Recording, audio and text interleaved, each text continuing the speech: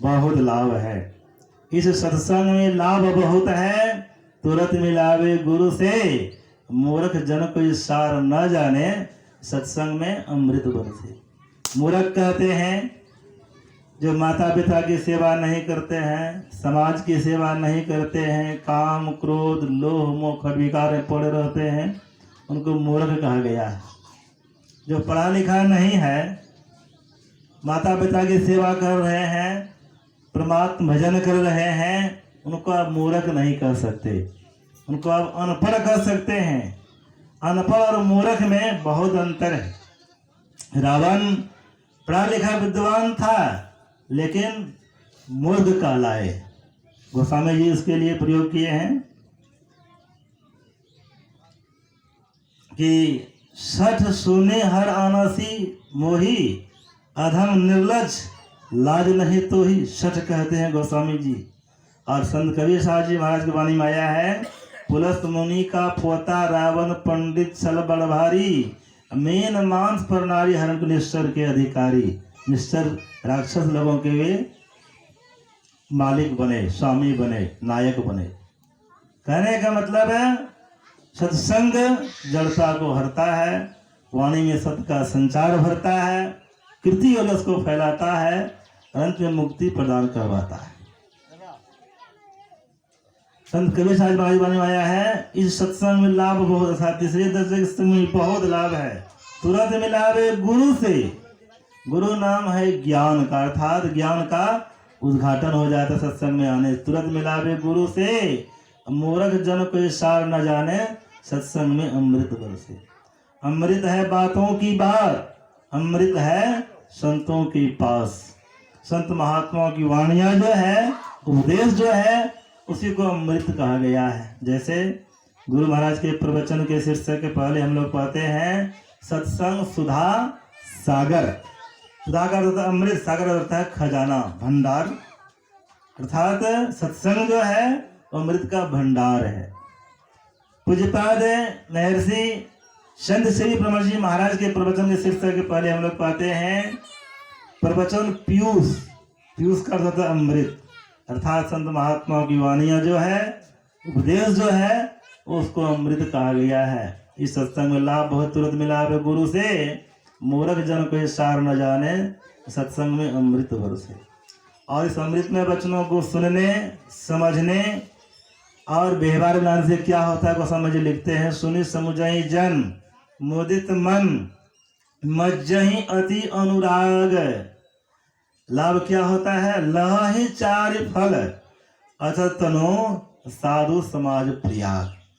सत्संग में राम की जो भक्ति होती है वो सुरसरी अर्थात गंगा की धारा है। राम भक्ति जहाँ सुरसरी धारा, सरसरी ब्रह्म विचार प्रचार, ब्रह्म क्या है, जीव क्या है, माया क्या है, ईश्वर का स्वरूप क्या है, इनका जहाँ जानकारी मिलती है, ज्ञान दिया जाता है, वो सरस्वती की धारा है।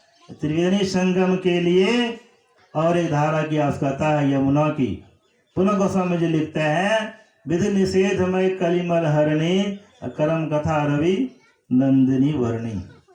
और परिषदकार का कहना है, और भी एक त्रिवेणी संगम है, जिसे त्रिवेणी संगम का स्थान संसार के सभी त्रिवेणी संगमों से ऊंचा स्थान वह कहाँ है, हमारे शरीर के अंदर में है। ज्ञान संकलित तंत्र में आया है, इडा भगवती गंगा पिंगला यमुना नदी, इडा पिंगलूर मध्य सुषुम्ना च सरस्वती।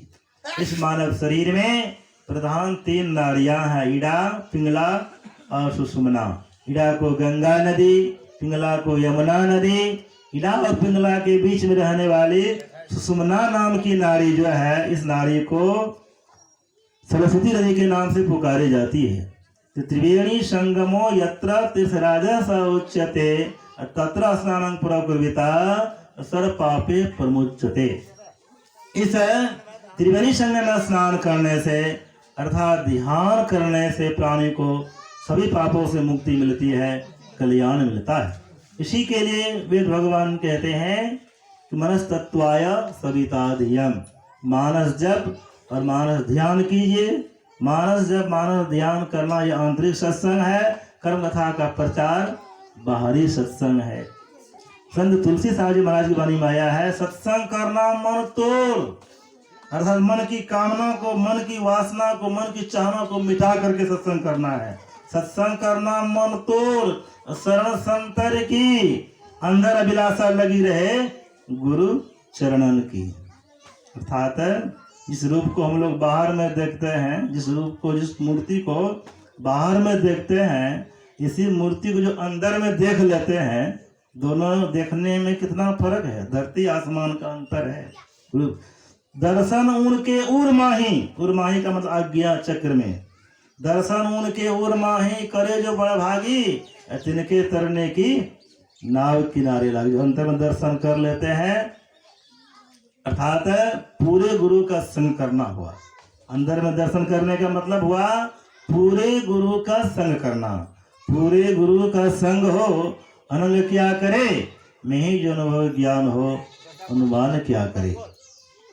अभी हम लोग सुन रहे थे गुरु महाराज वाणी से, अति दीन होके जिसने सत्संग सुमति ली, मैं ही सोई अपने को गुरु चरण में कर ले। अति दीन मतलब दीनहीन, अर्थात चाहना मिटा करके सकल कामना हीन जे राम भगति रस लेना, नाम सुप्रीम पीयूष हृदय तिनहु कियो मन। अर्थात मानं हित्वा प्रियो भवति, क्रोधं हित्वा न शोचति, कामं हित्वा हित्वार्थमान भवति, लोभं हित्वा सुखी भवेत्। मानं हित्वा अर्थात मान सम्मान का परित्याग करके लोग प्रिय होते हैं।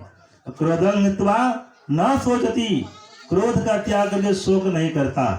कामं हित्वा हित्वार्थमान भवति, काम कहते विषय वासनाओं का त्याग करके लोग शक्तिशाली होते हैं।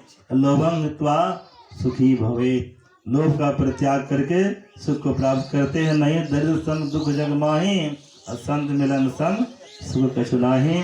इसलिए हम मानव का पुण्य कर्तव्य बनता है, मनुष्य की देह में आए हैं, थोड़ा थोड़ा समय निकाल कर उस परमात्मा का नाम लेते रहें, उनकी भक्ति करते रहें। साधु का लक्षण और विद्यार्थी के लक्षण में कुछ भी अंतर नहीं है, थोड़ा सा ही अंतर है। सन्यासी मीन्स विद्यार्थी, विद्यार्थी और सन्यासी दोनों की एक ही कैटेगरी है। सन्यासी मीन्स विद्यार्थी, विद्यार्थी मीन्स सन्यासी।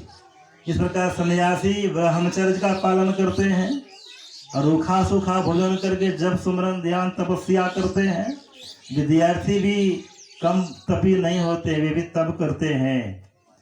दाल रोटी सब्जी अर्थात दाल भात चटनी खा करके, अल्पाहार करके, जग करके, रात्रि में जब जिस तरह है सन्यासी लोग जग कर ध्यान करते हैं, विद्यार्थी भी सवेरे जग कर पढ़ता है।